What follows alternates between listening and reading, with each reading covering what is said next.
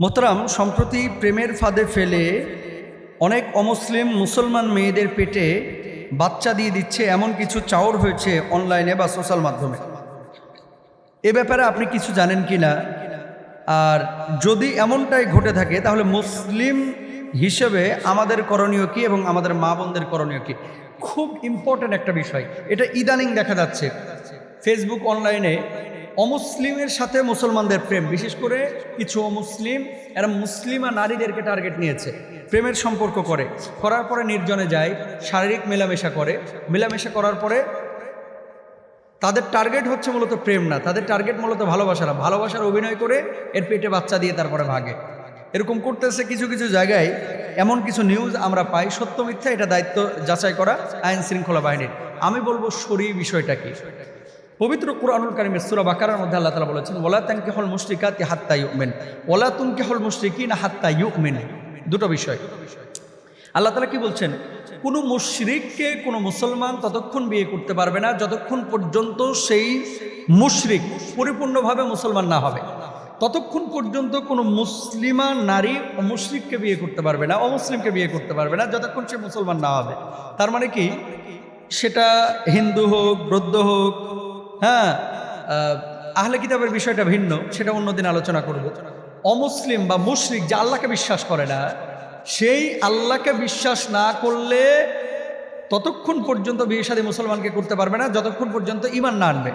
আহলে কিতাব যাদেরকে দাবি করা হয়, খ্রিস্টান এবং ইহুদি, আহলে কিতাব যাদেরকে বলা হয়, এদের সাথে বিয়েটা জায়েজ আছে। কিন্তু আহলে কিতাব, প্রকৃত আহলে কিতাব কি এখন বিশ্বে আছে?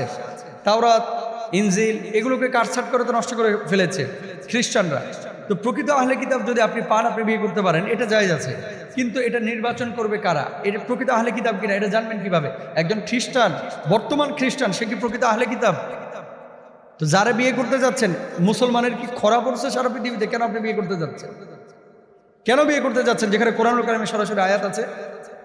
অমুসলিম যদি কোনো মা বোনের সাথে এরকম প্রেমের সম্পর্ক স্থাপন করার যদি বুঝতে পারেন যে এর টার্গেট সেরকম, আপনার কাছে আমার কড়া আবেদন এবং বিনীত আবেদন, এর ধরে পুলিশের কাছে দেন অথবা একে পাকড়াও করে আইনের মুখোমুখি করেন। এদের টার্গেট আছে। কারণটা কি? সারা পৃথিবীর বুকে মুসলমান কিন্তু বাড়তেছে।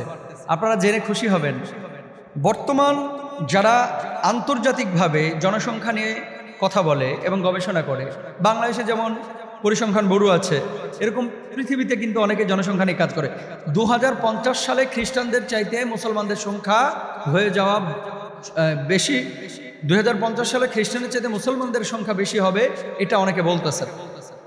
কারণ কি, পশ্চিমা বিশ্বের মানুষ এখন বাচ্চা কাচ্চা নিতে চায় না, কিন্তু মুসলমানদের সন্তানেরা বড় হচ্ছে, বিয়ে শাদী করতেছে, বাচ্চা কাচ্চা নিচ্ছে। এবং আমেরিকার মতো জায়গায় মুসলমানদের সংখ্যা বেড়ে যাবে। পশ্চিমা বিশ্বে খ্রিস্টানদের চাইতে মুসলমানদের সংখ্যা একসময় কিন্তু বেড়ে যাবে এবং সারা পৃথিবীর বুকে মুসলমানরা একসময় বাড়বে, এটা সত্য। জাপান বলেন, কোরিয়া বলেন, এই সমস্ত দেশে ভাতা দিয়েও কিন্তু এখন বাচ্চা নেওয়াতে পারতেছে না। তো অমুসলিমদের একটা টার্গেট, যেহেতু মুসলমানদের জনসংখ্যা বাড়তেছে, এই জনসংখ্যাটাকে কিভাবে নষ্ট করা যায়?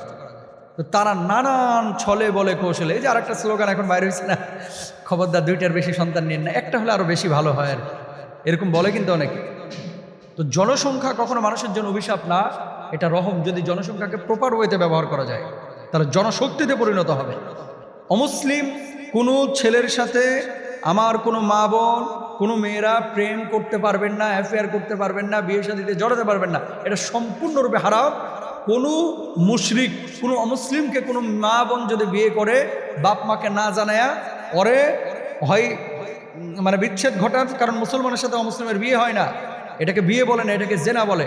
আপনি কড়া শাসন করেন, দরকার হয় ত্যায্য পুত্র করেন, ত্যায্য মেয়ে করেন, তারপরেও এই ধরনের কোনো বিষয়কে কোনো বাপ মা সমর্থন করবেন না।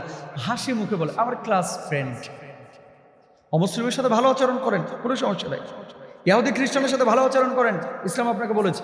কিন্তু ক্লাস ফ্রেন্ড, বয়ফ্রেন্ড, অমুক তমুক বলে তার সাথে প্রেমের সম্পর্ক জড়ায় পড়বেন, এই ধরনের রিলেশনশিপ যদি করেন, স্থায়ী জাহান্নামের জন্য অপেক্ষা করেন।